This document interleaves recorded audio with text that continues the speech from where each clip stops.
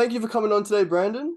Just first, would you like to discuss your personal journey in design, maybe talking about why you got into design and discuss the current organizations you're a part of? Yeah, thanks for having me. So how did I get into design? I think like most industrial designers that I've spoken to, it's sort of this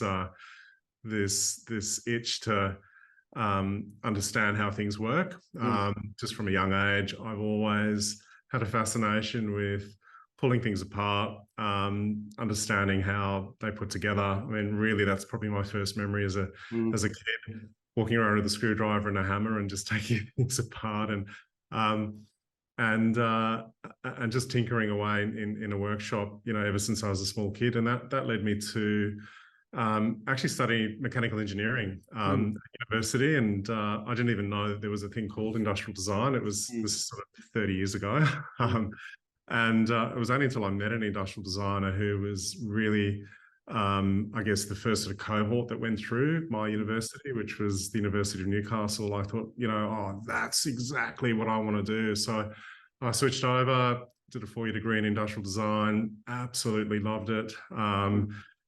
Ended up doing a PhD in environmental design, so a real passion for sustainable design practice as well, which led me to do what I'm doing now, which is to run Good Design Australia. Yeah, that's great. What approach to design do you follow in your practice, and how has that evolved over the years? Wow, that's a really tough question. For me, Good Design Australia it's a design promotion body. Mm, We really exist to promote the value, the importance, and the benefits of design to the wider consumers, mm, to business, to industry, and to government. So for us, it's about being consistent around that message around what design brings to a product, to a service, to a business, to any sort of challenge really, and that there's um, design is really positioned as a problem solving tool. mm, Whether you're a small business, whether you're a big business, at the end of the day, designing a product, designing a service, whether you're in an architectural firm, designing a high-rise building, it's all centered around how do you actually solve a problem in a creative, applied way. And for mm, me, that's really at the heart of what design is. It's not about pretty products and fancy kettles and toasters. It's actually about how do you use that design process mm, to solve a meaningful problem for someone that's going to have an impactful outcome mm. for the business, for consumers, and for wider society as well. Yeah, no, that's great. We speak about it on the podcast sometimes how the mind of a designer can sometimes translate far further than just the concept of product design or visual design. It can move into even like political levels or levels of governance and like be very beneficial. Hmm. It's interesting. I'll never forget one of the things my lecturer said to me. Said to the whole class. I think it was our first year, and he said, "Welcome to the world of design. From this day on, you're going to see the world very differently." Hmm. And for me, it was really that sort of turning point. Going, wow, I've got these magic glasses on where Hmm. I am seeing the world very differently. I'm Hmm. much more observant of people, of things. Often find myself just staring at someone in a shopping aisle trying to buy a toothbrush, or someone trying to use an appliance and get frustrated with it and going, I know what's wrong with that. It's been Hmm. badly designed. And Yeah. it's a beautiful thing, right? To think that way and to look at the world that way, because you're constantly looking at how do I improve something? How do I make it better?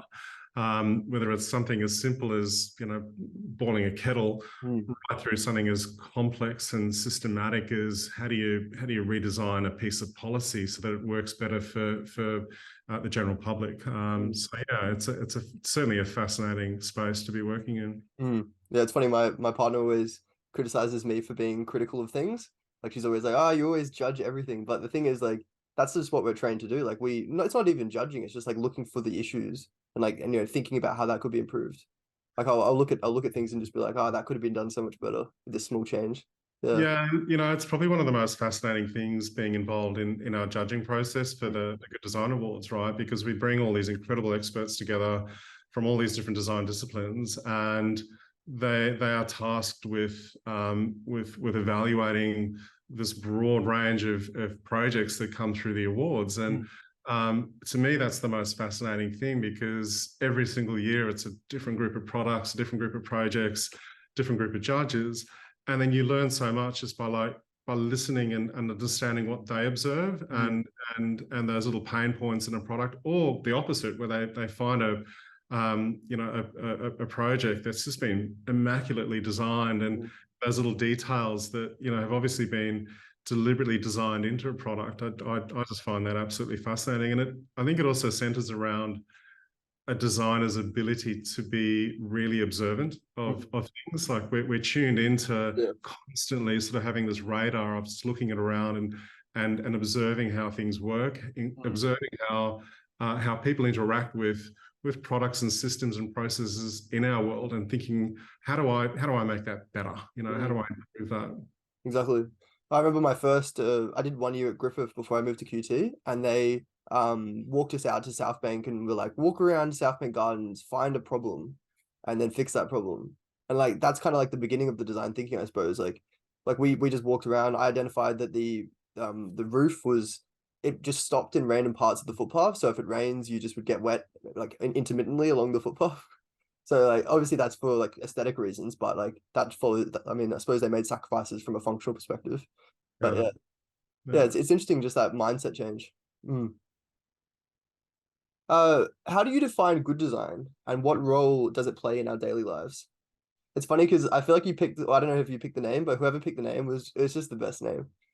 Like, honestly, like imagine if you called your awards company Bad Design, then it would Yeah, just I well. was having a chuckle because I swear I think it must be, I wish I had $1 every single time I've been asked that question. And it's a really good question, because as an organization that embodies good design and promotes good design, we really need to have I guess a very clear understanding of what we mean by good design. So I actually I spent 7 years doing a PhD trying to unpack what is good design in the context of design evaluation programs and award programs all around the world. So I really took this deep dive into that world of how does a design award program in Germany, for example, evaluate good design, and how does another one in the US evaluate good design? Where are the similarities? What is the sort of, is there a universal way to actually evaluate good design in the context of design award programs? So it was extremely fascinating journey.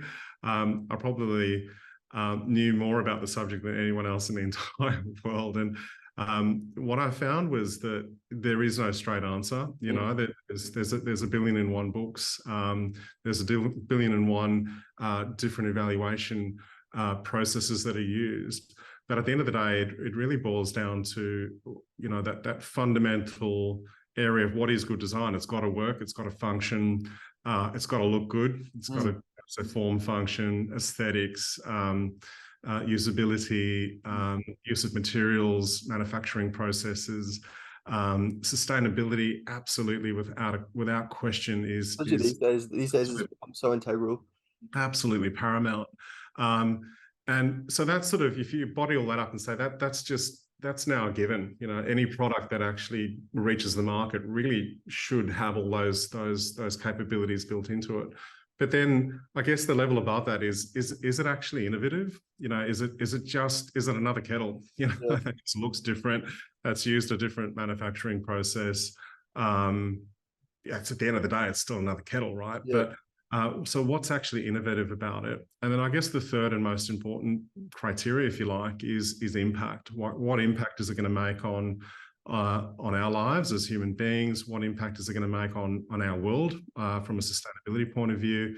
What impact is it going to make on the business? At the end of the day, particularly with product design, it's a product that's got to sell. It's got to have a commercial return, and there's got to be a commercial impact as well. So good design innovation, and design impact are really the three main things. And that, if you look at our award program, that's essentially everything centers around those three criteria.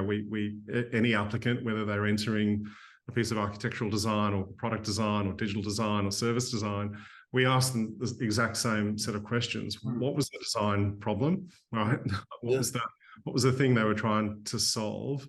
What was the design process? So how did they actually go about solving that problem? And then what was the design impact? So what was the outcome? And that's, it might sound rather simplistic, but that's really what it boils down to. And you'd be really surprised. A lot of projects that come through our Good Design Awards don't even make that first cut. That is it good design? A lot of them actually fall off because either they're unsafe, they just don't work. They're not intuitive. They don't function as a result of that. They've been made from a terrible manufacturing process. You can pick it up immediately and just go, this is terribly made. It's the moldings are flashing, and it's just a terrible product, and it fails that first test. But the ones that get through, we start to then interrogate, going, right, it's sort of past the good design, stage, and now we start sort of prodding and looking even deeper, going, well, yeah, it's good design, but is it innovative? Is it an innovative step? Is it going to disrupt the industry? Is it a step change in terms of whatever else has been done before? And then if it passes that sort of benchmark, we then really start to go, right, okay, like what impact is it going to make on our lives? And those are the ones that, if you get a tick in all three boxes, the ones particularly that can address that impact question, those are the ones that go on and win, the highest level ones. I think that's the problem with the Monday. Like, we've got so many of the same products being churned out with small changes.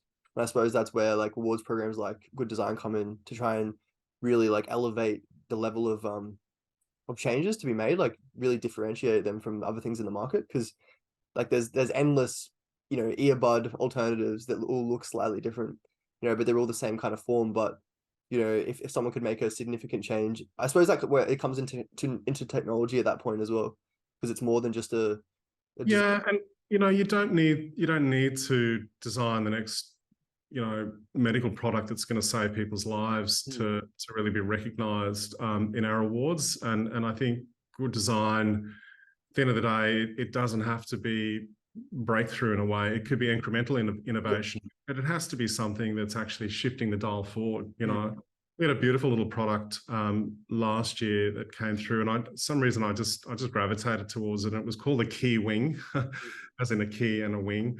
And it was just this little plastic molding that fitted over the top of a key, right, to help people who, particularly older people who suffer from dexterity problems, just doing a simple thing like sticking a key in a door and turning it. And that's you look at that and go, it's just there's nothing clever about that. But actually, it's helping people, right? It's solving a problem for a group of people who, at the end of the day, it's going to make their life just a little bit better. And at the other end of the spectrum, you've got this incredible device that received our Design Award of the Year. It's produces radioactive isotopes for medical research. Immaculately designed product from tip to toe, an amazing piece of technology. So there's that broad spectrum, and I love that. Like I said, it doesn't have to be a space rocket that's going to take us to the moon. It can be something as small as a simple little key. That's great. What are some of the challenges facing the design industry today, and how is Good Design addressing them? Well,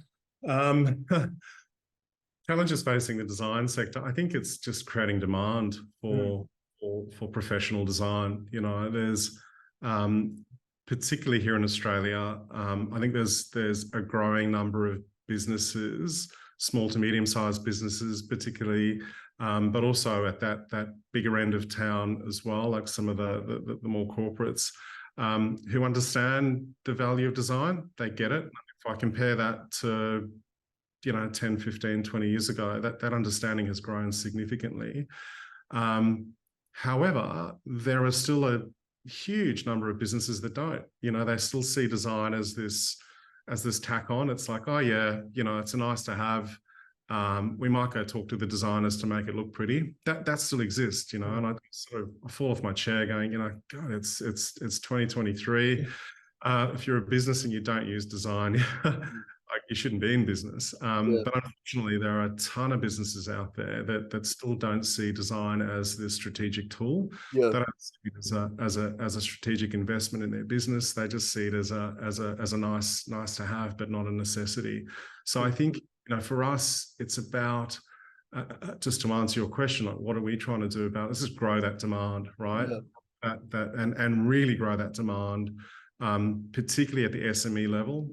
There's a huge amount of SMEs in Australia, and I guess proportionately around the world as well. Mm.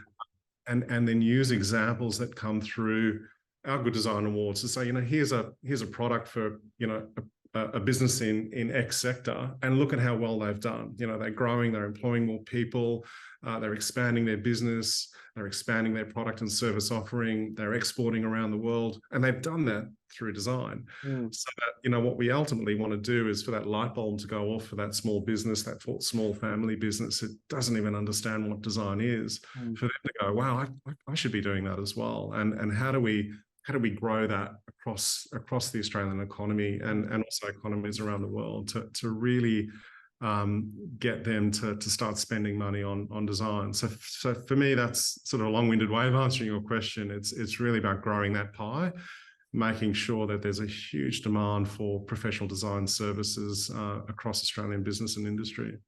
I think overseas, it's definitely the battle's somewhat being won to some degree. I suppose it comes down to there's been a lot of success stories that are so well known in the population, like Apple, for example, very much an industrial design centric company. But I feel like in Australia, we're still kind of developing that mindset. Like a lot of the bigger companies probably know because they're more integrated into like the global space. But yeah, like like I still talk to so many people who have no idea what industrial design is. Like they're like, "What do you do?" "Oh, industrial design," and they're like, "What is that?" And they're like, "Is that architecture?" Like that classic conversation. But you'd think in the modern day it would be more well known. Like what I say now is I'm like, like companies like Apple, that's industrial designers who make those products. And usually they're like mind blown from that one point. And Yeah, yeah, and I think, Apple's great, but it's it's also that I guess it's a story that's been done to yeah, death. There are yeah. so many amazing companies So out many there amazing companies, yeah. just using design and growing, and a lot of Australian businesses and Australian brands that have just embraced the value of design, and Mm. those are the ones that are just skyrocketing and doing Mm. so well. So for us, for me, that's the exciting bit, is Mm. to kind of point to those businesses, to those there's a lot of startups. Mm. And actually a lot of startups created by industrial designers, which is Mm. even more exciting because they are from day one, they're design driven, right? Mm. Yeah.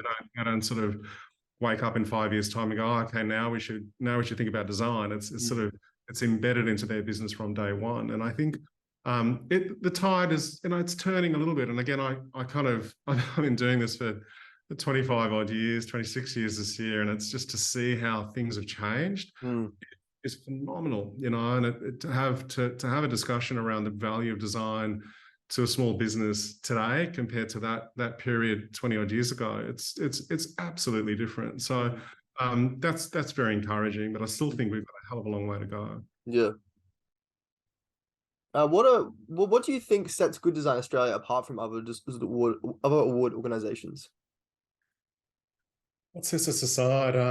Yeah, it's a bit of a tough one as well. I don't really like to sort of compare what we do to other Mm. design bodies. I think, for me, any design body that's out there promoting the value of design, I just Mm. embrace. I think the Yeah. more the merrier. As long as everyone's actually promoting, I guess, what true good design is. There's a lot of, unfortunately, there's a lot of bad design out there, and there's probably a lot of organizations promoting, unfortunately, Mm. bad design as well. And that's sort of the wrong message. We don't want that. We want the right message to be sent out there to consumers and to businesses about what good design is. But for us, we've passionately, and I say passionately, I've been incredibly passionate about really practicing what we preach. And not only being a body that advocates for good design, but really trying to I guess live and breathe that every day in everything that we do, whether it be the design of our website through to the design of our entire judging process, through to our awards ceremonies, right down to our actual trophy. I don't know if you've seen that. Yeah. We worked with Neil Davidson, who's been on your show, and Clandestine Design, who completely redesigned our trophy because we Mm. wanted that to embody everything that we are as a design organization. We wanted it to be sustainable. We wanted it to be a beautiful object that people were going to be proud of. So I can't talk for other design organizations, but I know that for us, that's, we really try and embed design at every single level, everything that we do, even to the way we talk to our applicants. It's sort of live and breathe it, really. And I think that's really important, because people do look to us and say, well, if you guys are setting the bar for good design, what are you actually doing in your own backyard? Mm. Well, in a way, I feel like because you're publicizing what good design is, you're kind of leading the way for the design industry to evolve, because people look at that design and they, inspire to be like that design, and it kind of continues the growth going. So I suppose it's almost a very important part. It's a very important part that good design is in for advocating. But, what's really interesting, in all the time that I've been running the Good Design Awards, right? It's you're never going to hear from the winners. In a way, they're always happy and they're all, that's fantastic. They're so excited, and they value the Good Design Awards so much, and really go out there and promote it. But the ones who don't win, the companies who don't get through, for me, those are the ones that are more important. We really go out of our way to try and provide as much feedback as possible. And what I've also seen over the years is, companies coming back to me saying, look, we didn't win, but God, we learned a lot. We went through the submission process. We looked at your evaluation criteria. We had a crack. And what it's done is made us reflect on the way that we design ourselves. And they go away and they come back a year or two later and they have another crack and they end up winning. And to me, that's a fantastic thing, whether it's a business or whether it's a design consultancy. Knowing that we've just helped them a tiny little bit, in terms of the way that they think, the way that they apply design in their business, and helping them lift that bar, even if it's just a tiny notch up each year. So it's pretty rewarding. And I think it's probably the reason I've been around doing it for so long. Yeah, that's great. How does Good Design Australia support emerging designers and help them launch their careers? Yeah, so we've been for a number of years. We have a next gen category within it's basically our student category. So it's for emerging designers, design graduates. We're incredibly fortunate to have the support of Rode Microphones, Peter Friedman, who's been supporting this category. He throws up $50,000 in prize money to give to the top students in that category. And I've seen over the years students that have received that award, they've taken the cash and they've invested it in the product and they've turned it into a business. A classic example is Foresight Helmets. I don't know if you've spoken to those guys. They received the award probably 10, 15 years ago. They've actually built an entire business around it's an amazing motorcycle helmet with an integrated camera. Another example is Rove Wheelchairs. Ryan Tilley received the award a couple of years ago. He's now built a business around designing and manufacturing wheelchairs. So I love that. And again, it comes back to that demand. Like, how do we really grow that demand for design and particularly that area of startups, design-led startups. I think that's just a growing area that's gonna take off, and we're gonna do our best to try and support them, going forward. That's great. Yeah, I feel like it's almost kind of like a Dragon Den kind of situation, but obviously a bit different. But yeah, I mean, I feel like I met so many people throughout my uni who came up with the most amazing designs, and unfortunately, I feel like they just get lost in history to some degree. And like a lot of the time, especially when you're going through uni, it's hard to see the value of your own designs, because you feel like you're at a learning perspective. But like it'd be interesting to see if like we could show light to those kind of designs. Maybe there'd be more common them, because I feel like once a lot of designers get stuck in kind of the working industry, there's less time to think freely of creating innovative designs for themselves under their own name.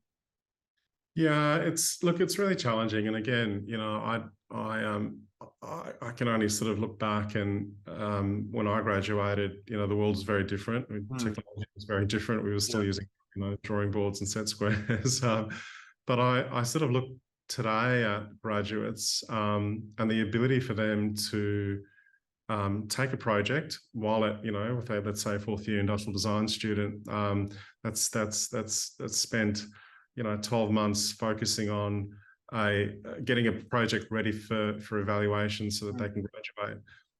That next step, to take that project and turn it into a commercial product, compared to 20 years ago, Oh, yeah. today is phenomenal, right? They've got the ability to do crowdfunding.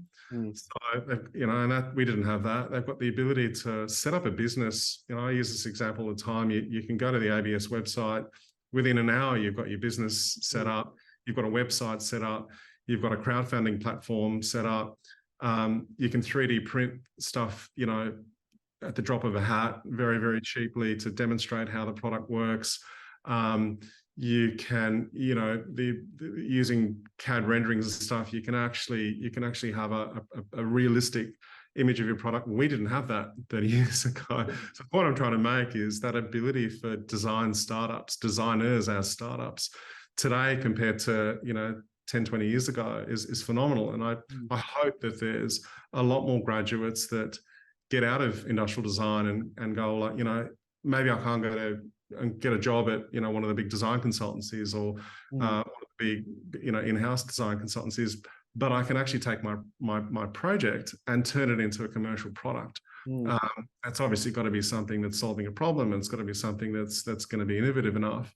But to really think of that as an avenue versus, again, in my day, that was a really, really difficult slog. And today, I'm hoping a lot more graduates see that as an option as well. Yeah, definitely. I mean, even if so many graduates, I mean, even myself to some degree, struggled to find a job directly out of uni, and like that time when you're sitting there procrastinating or working on getting a job, like that's perfect time to spend making a product and getting something to market. Because I suppose if you go and apply for a job at a consultancy and you already have a product on the market that you've worked hard and you can show the process, you've demonstrated that you've actually had a crack at it. Yeah, 100%. Yeah. Can you discuss the impact of design on sustainability and on the environment? This is definitely something that I'm sure you can put your 2 cents into. I can't even reinforce how important it is. It's again, sort of looking back over the years where when I graduated, sustainability was it was a thing, but it wasn't the thing. It was like, that's one of the things you should consider, but it's not paramount. It's in the mix there. And if you're designing a product, certainly propose using more sustainable materials, but it's not that critical. Today, if a product hasn't considered sustainable materials, sustainable manufacturing processes, or designing a product for the circular economy, which is another whole thing, it's just put in the bad design box straight away. It's got to have, even if it's just the smallest effort possible, it's got to have something as part of its story to say that it's been designed, it's considered the impact that it's going to have on the environment. And I'm sure you've heard this term as well. It's not a nice term, but a number of people have said, industrial designers, you guys are landfill designers. You design landfill, and it's a horrible thing to associate our profession with. But if you really wanted to be, frank about it, that's kind of what we do, right? Especially in the past. Yeah, we design products to be consumed, to be used, to be thrown away, and then we design the next best thing. The Apple iPhone 27, 28, 29. When does it stop? So the question around sustainability, today you don't, you're living in a cave if you don't see what's happening to our world and the amount of trash, the amount of plastic in our oceans. It's just not sustainable. So we consumers are savvy, particularly younger generation. They are very tuned into products and systems and things that they purchase that are not sustainable. And as designers, I think we've been kind of banging on about this for a while, but now we need to bang the drum a lot louder and really demonstrate that it's our profession that makes those decisions about how sustainable a product can be. We've seen that stat. I think it's 80% of the sustainability of a product is determined at the design stage, right? Yeah. 100%. So if you know, we have an opportunity here as a design profession to really put our foot down. So right, you know, there's all these big challenges around the world, particularly around waste and plastic use. We now have an opportunity to do something about it. And if a client comes knocking on the door and says, "I want a project, you know, designed," we have an utter responsibility to say, you know, sustainability is got to be, you know, not just one of the things. It's got to be, we've got to design everything from that point outwards. Yeah, I think in the past it was, I mean, when sustainability was becoming more popular again, it was kind of like design your product and then at the end try and make it sustainable. Yeah. But like that's not really possible a lot of the time. You know, you need to kind of at the beginning when you're first coming up with those initial concept sketches, you know, you need to be implementing it all the way through the process, not just at the end. It's absolutely, you're spot on, and you know, and I keep on saying, like, we have this utter responsibility to, as an industry, as a profession, to make sure we're doing our bit. And to be frank, sustainable design is not enough. You know, it's someone, I read someone said the other day, it's sustainable design is, the world's still dying, it's just dying more slowly. Right? So we actually have to even step up sustainable design and look at circular design methods. We need to look at regenerative design. So that's a big thing as well. Like, how do you go beyond circularity? And I think that for me, that's probably the most exciting you know, area for the next 5, 10, forever. Really, we need to look at sustainable design practice and make sure that it's central to everything that we do. It's really interesting. I've been watching the History of Design channel on YouTube. Are you familiar with it? By Matthew Bird. I've recommended it the other day on my LinkedIn. I would recommend it to anyone who's interested in the history of ID to watch it. And like they talk about like post-industrial revolution, it kind of like this kind of modern consumerism stage starts. But like all the way before, like all the way in history, it was always, you know, you make something well, you make it to last. Like there wasn't this like churning of products. Like realistically, I feel like the industrial designer wasn't always like they didn't promote the churning of products back in the day when industrial design came into fruition.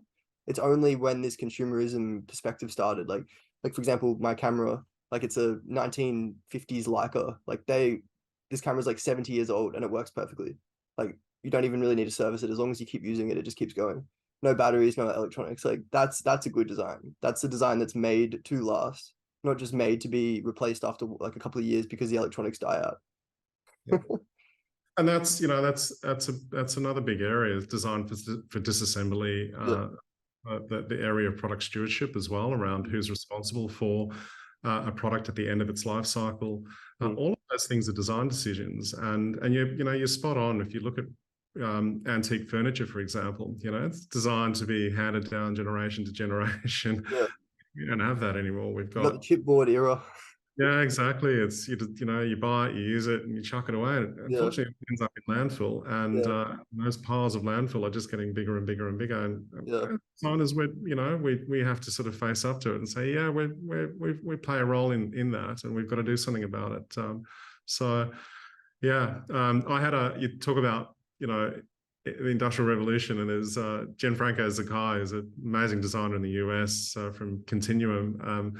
He actually said we should call ourselves post-industrial designers, and I quite like that. I quite like that. You know, it's like we've moved on from the industrial Yeah. era, post-industrial design, which I kind of quite like as well. Yeah. Industrial design, I feel like, is a weird term because it's not even that well. Like whenever you tell it to someone, they never really understand what that means. Like product design makes more sense, but at the same time, the product design term has kind of been stolen away by the digital people. So Oh, you're opening up a whole can of worms here. Do we call ourselves product designers? Do we call ourselves industrial designers? yeah. You know, we just call ourselves designers. Yeah.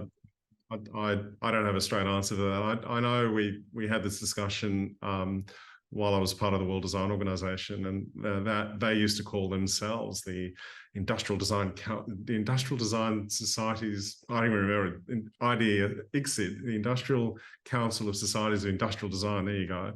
And we just figured A, was it just a mouthful, Yeah. and B, the association with the word industrial design, straight away you think of industry, you think of Mm. smokestacks, you think of, Yeah. you big It old almost has smoke. a negative connotation.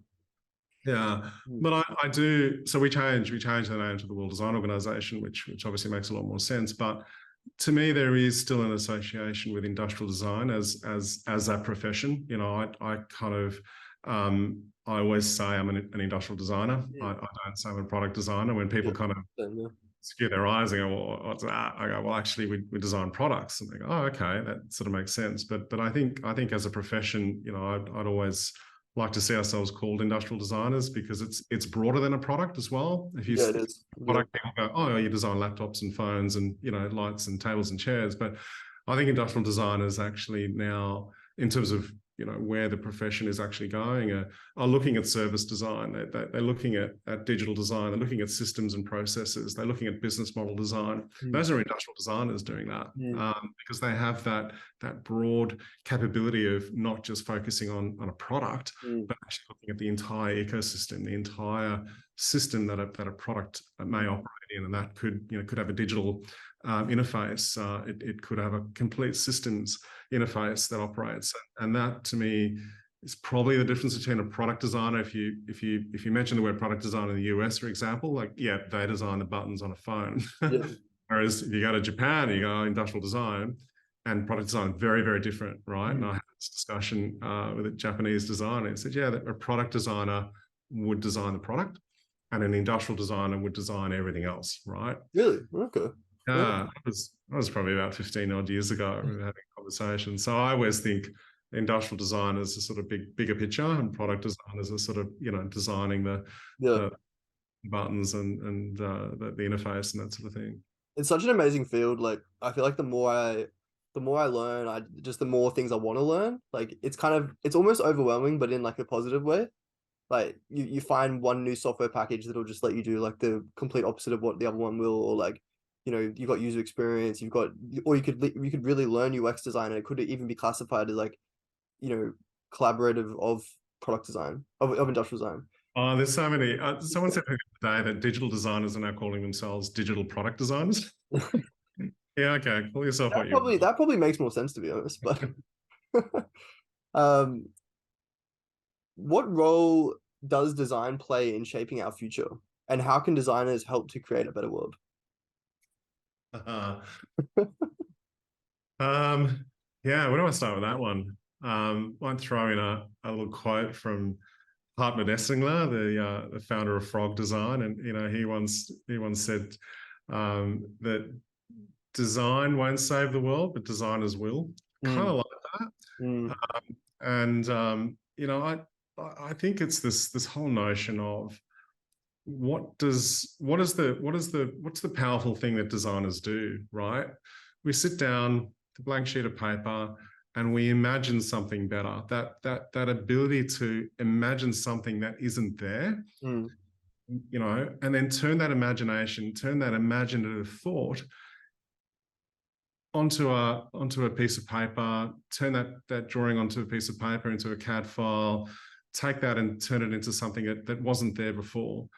That's our strength. Mm. That's what separates us from accountants and lawyers and doctors and all the other professions out there. That ability to imagine something that isn't there Mm. and then design our way towards it and make it real. Mm. If you then just sort of zoom out for a minute and go, imagine applying that to everything that we are as human beings, right? So that we imagine a better world. Like, what does that look like? Mm. Um, and how do we then design our way towards that? Mm. That's a really aspirational, you know, really, really big picture view of blowing up design from Mm. this sort of, you know, looking at the world from 20,000 feet kind of a view. Mm. Um, it's easier said than done, right? Because I think there's also an element of critique that's aimed at designers going, oh, you guys are going to save the world, you know, probably going to stuff the world up in the process as well. So I think we need to be realistic about Yeah. what we can actually do as a design profession to improve things around us. And it starts with small things, you know, designing a product that's just more sustainable. Mm. convincing a business that if you embed design into that business, they're going to be more profitable, they're going to be more sustainable, they're going to create less waste, they're actually going to grow, they're going to create better jobs, more fruitful jobs for people, more rewarding jobs for people. They're going to export products and services that are more efficient, more sustainable, and they're going to grow. And if more and more businesses adopt that way of thinking, you've got more and more businesses that are slowly becoming design-led, more businesses that are design-led. That slowly but surely your economy becomes design-led. If your economy becomes design-led, the country becomes design-led. So it's sort of what I'm trying to say is, it's an idea that starts small. How do I design a better widget? To how do I design a better society? So it's a conversation that I think is going to be forever and ever happening. And ultimately, I think utopia for me is when we've got a government and government leaders that embrace design and embrace it as we start at the beginning of this conversation, a problem-solving tool. How do our government bureaucrats, our politicians use design to design policy? How do they actually use design in a systems way to redesign programs, policies, everything from our tax system all the way through to local government programs and policies. To me, that's utopia. And I always joke, I'd love to be a grey-haired old man in a wheelchair and look and go, there's one country who's actually got a minister for design, embedding design in the way that we're talking about here today. Or the prime minister is a designer. Like, imagine that.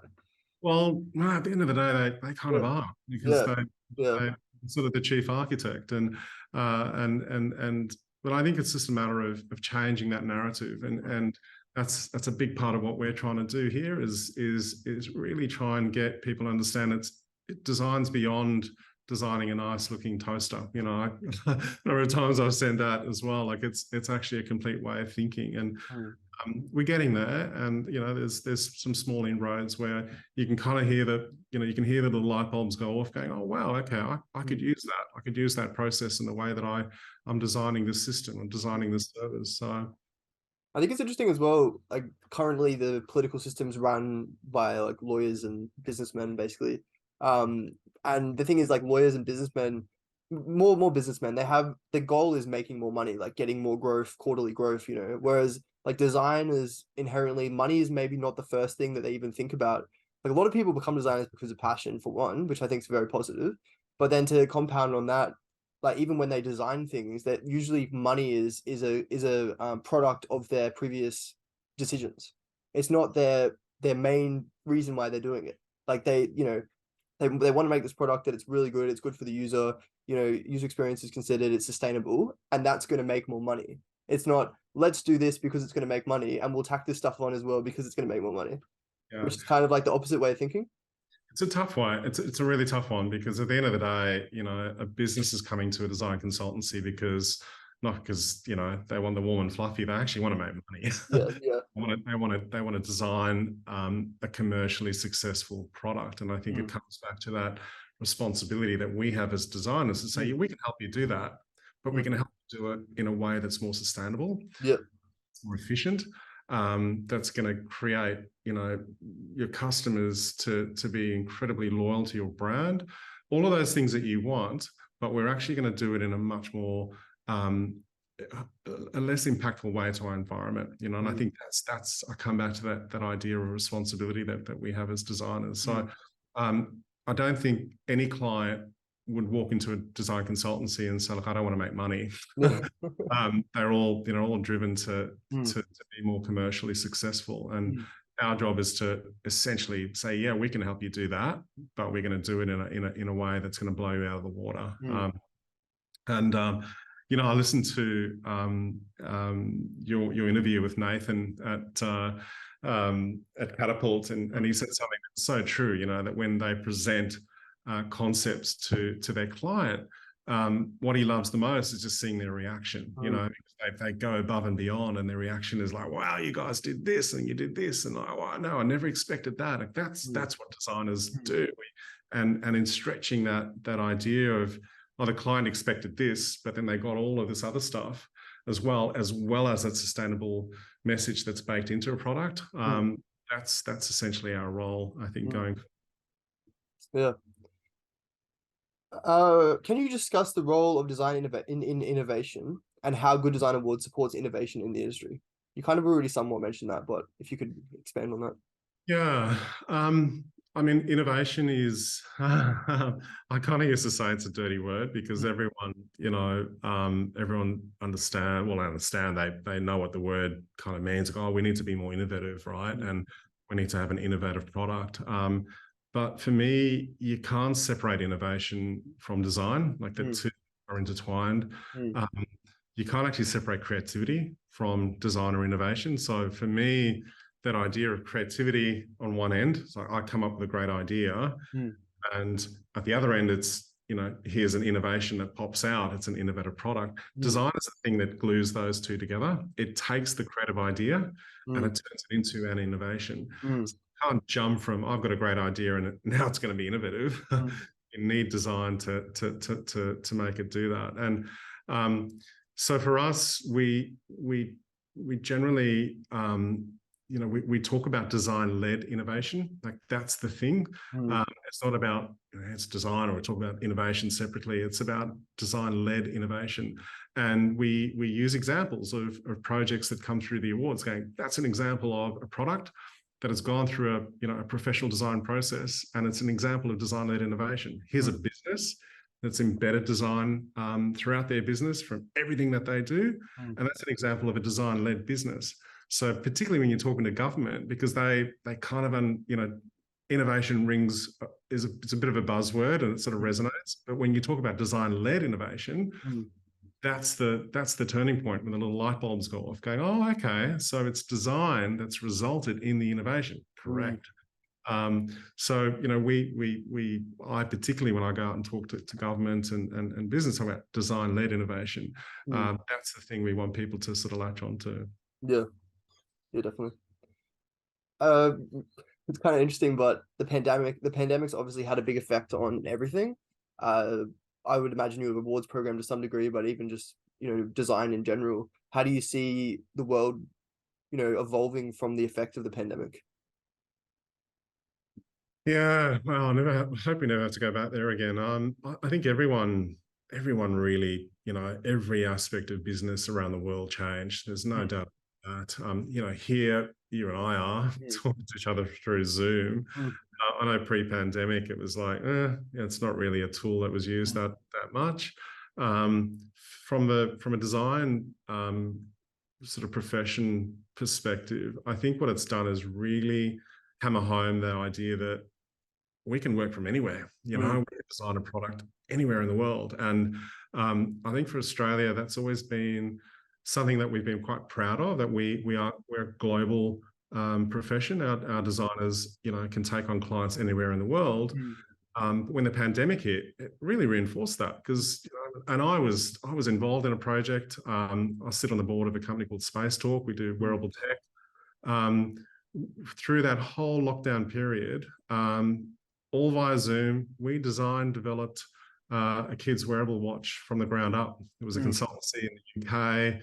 We had manufacturers in Korea and China, and there was a design team here in Sydney and another design team in Adelaide. And here we are. We started from scratch and we designed a watch from the ground up, through Zoom.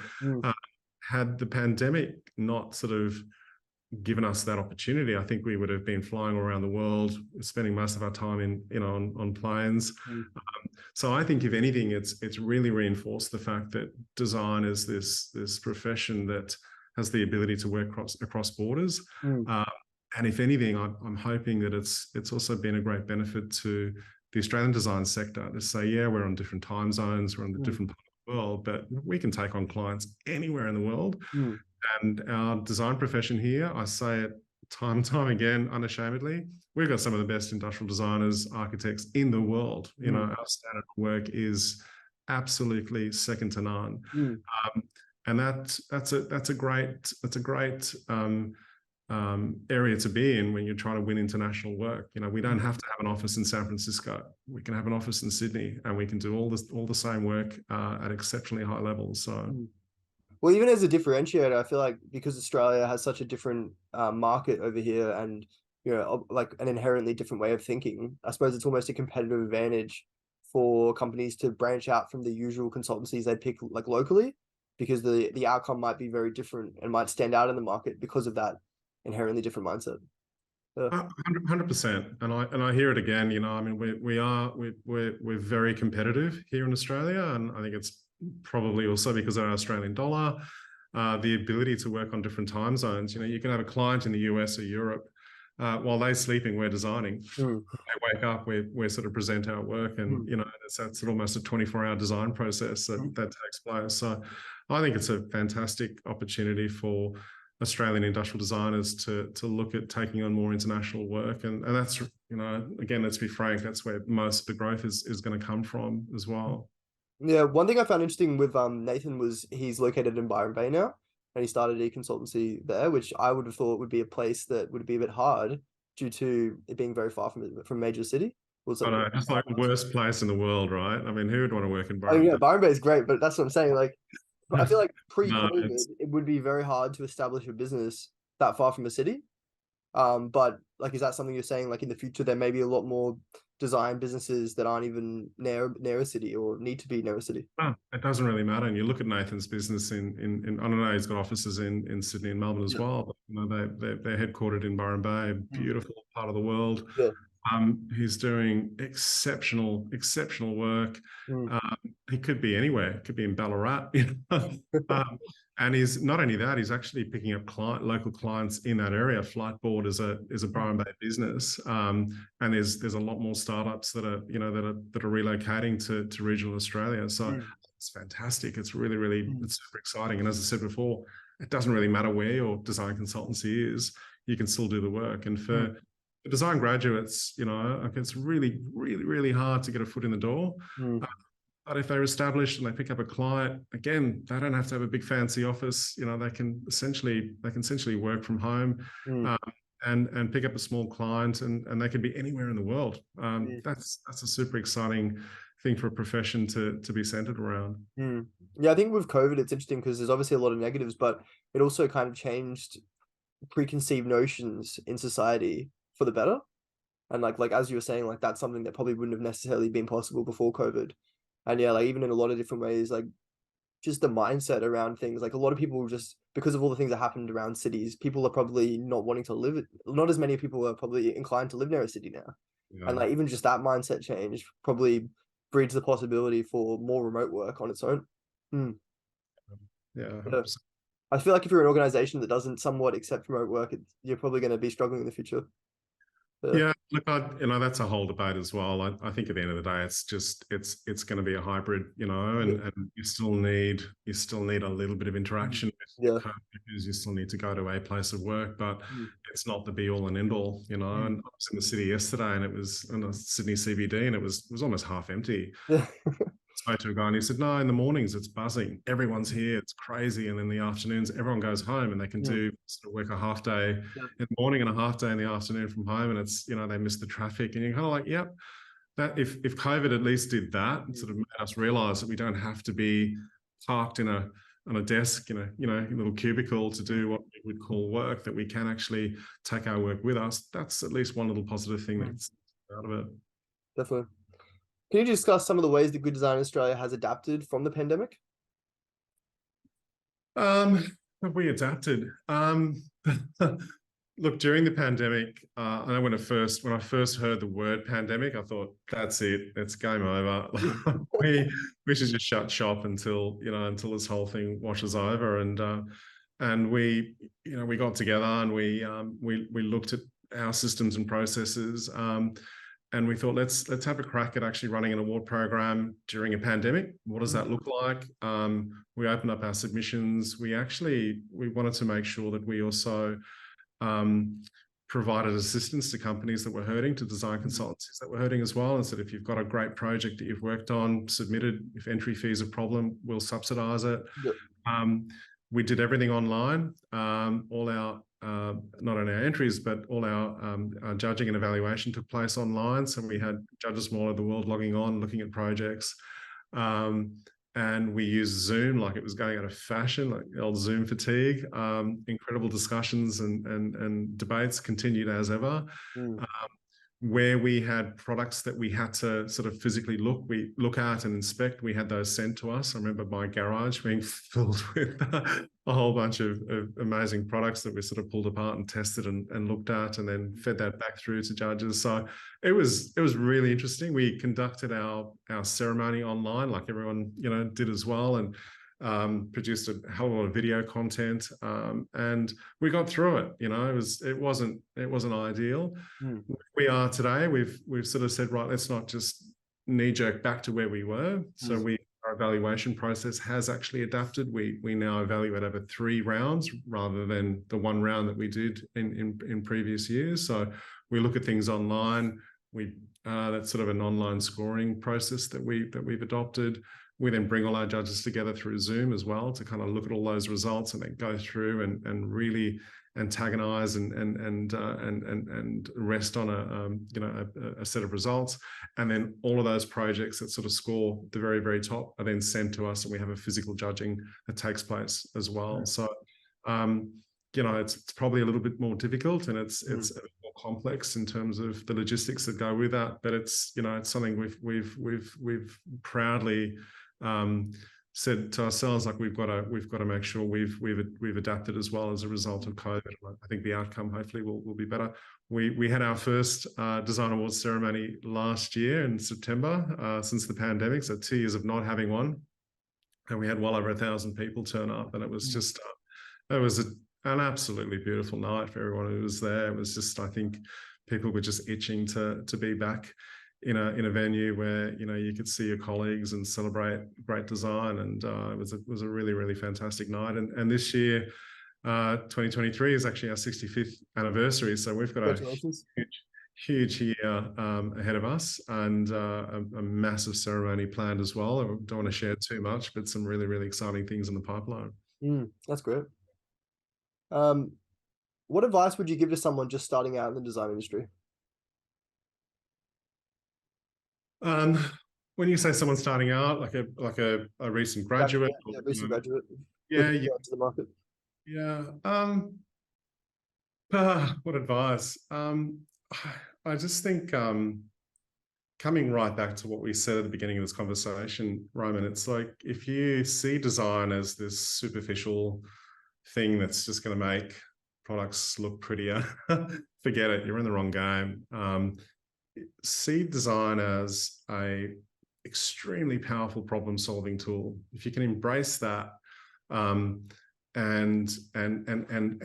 really have that be part of your mindset, right? That if you're a year 1 industrial design student, you're a recent graduate, you've just got your first job, and you're entering this whole world of what the design world.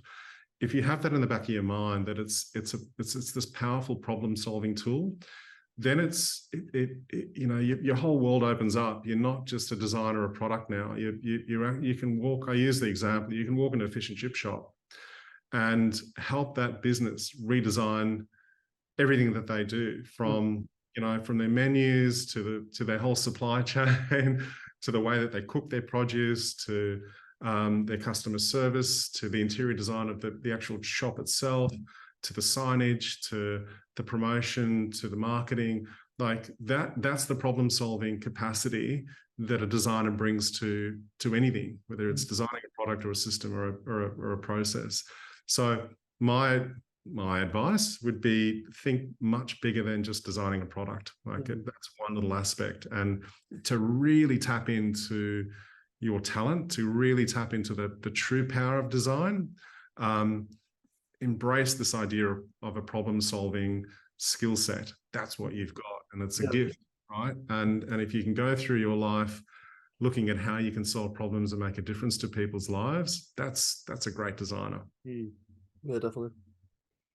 How do you see the future of design evolving in, let's say, like the next 5 years, 5-10 years? And what opportunities do you see emerging? This is the crystal ball question.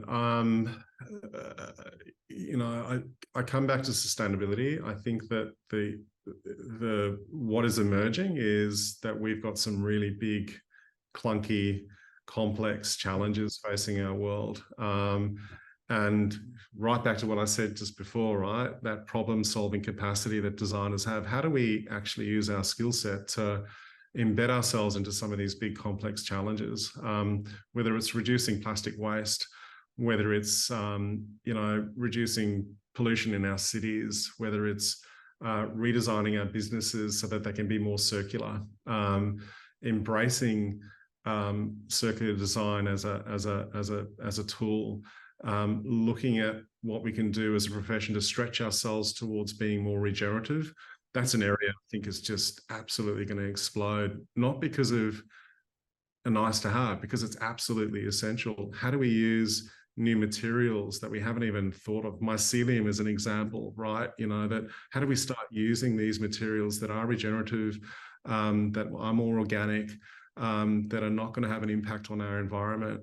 How do we start experimenting as designers with new systems, new manufacturing techniques? You know, the whole idea of 3D printing as well, like made to order, right? Not having huge inventories of stock that ultimately, if they're not sold, they end up going to waste.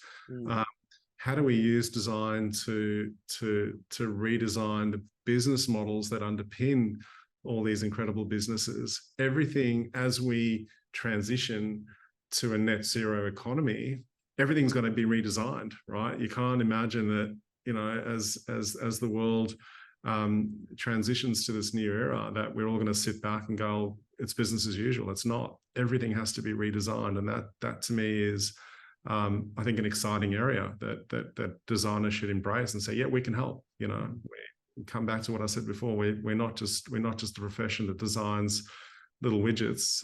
We can come to you and actually help you solve a problem.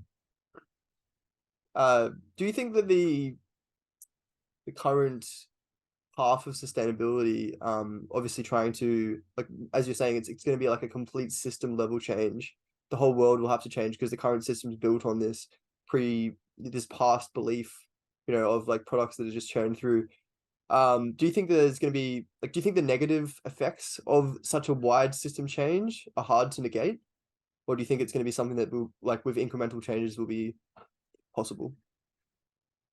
Yeah, I honestly don't know. I think, you know, there's the optimist in me, and I think every designer I speak to has got that automatically built into them, right? They are optimistic about the future, and so I know there's a lot of doom and gloom, and you know, I've got two small kids, and I hear them all the time, and all they talk about is, you know, when's the world going to end, Dad? And you know, is climate change really a thing, and is it gonna, you know, is we going to have death and destruction because of climate change? And I think, like, you know what, it's not all doom and gloom. We are incredibly smart human beings, and I've got great faith in our ability to innovate and to solve problems. So I think, yeah, I come back to what I say. Everything has to be redesigned, right? And I think we have to look at companies that are doing this. You know, whether you love or hate Tesla, I'm a massive fan. I just think they're a company that is absolutely design led, and they're not just designing electric car. They're not just designing the charge network for electric. They're looking at a systems level view of the world, right? How do we transition to a net zero economy by redesigning the entire transportation sector? How do you do that? And I think they're doing it extremely well. And design is absolutely embedded into everything that company does, from designing immaculate, you know, vehicles all the way through to designing the charging network, through to, you know, their ability to have home batteries in homes, and that to me is looking at examples of companies that are doing it and go, okay, what can we do? Like, if you look at the automotive sector as another example, right?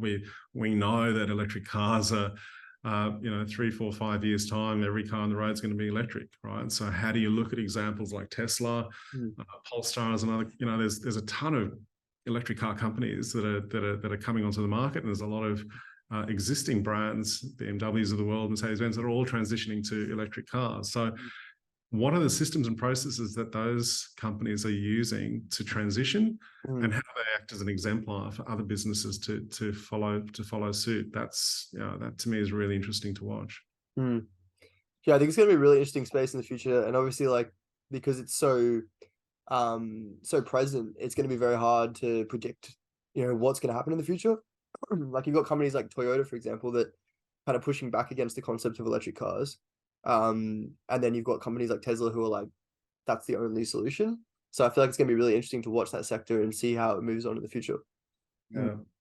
It'll be a good study of design in the future. For sure. What is your vision for Good Design Australia, and how do you plan to achieve it in the coming years? It's pretty consistent, really. It hasn't really changed, to be honest. It's Mm. still centered around promoting the value of design to business, to industry, and the general public, and showcasing examples that come through our Good Design Awards Mm. as um, as projects that have embedded design in every single way possible. And for me, just, to continue that message over and over and over and over again. If you can, if design can do that to a product, if design can do that to a building, if design can do that to a business, imagine what it can do if it's applied across the economy. Mm. That's essentially it, and ultimate vision, really, that every single business across Australia is using design, paying for design as a service, and that we've got this incredible demand for design, and it's growing and growing and growing, and it's, everything from the service sector through to manufacturing sector, through to whole of government embrace design as a tool that ultimately creates a better outcome. That's it. So we just, we're stubborn in that way, to just go, that's all we do. Mm. Just having the same message over and over and over again. Yeah, I think as a graduate, like a lot of people I talk to, they find it like, obviously it's disconcerting, graduating into that field, and it's very competitive and it's very hard to find a position right now. And the universities kind of teach the degree like it's going to be that future. You know what I mean? Like they teach the optimistic future of design, where design's everywhere and there's easy jobs because it's so integral in society. But I feel like to graduates out there, like, a lot of people will lose hope and kind of give up on their dream to be a designer and to be a part of the industry. But if you persist through that, there's a really interesting industry in the future, and like there probably will be infinite supply of work in the future as that dream grows. But you just got to kind of push past that first part.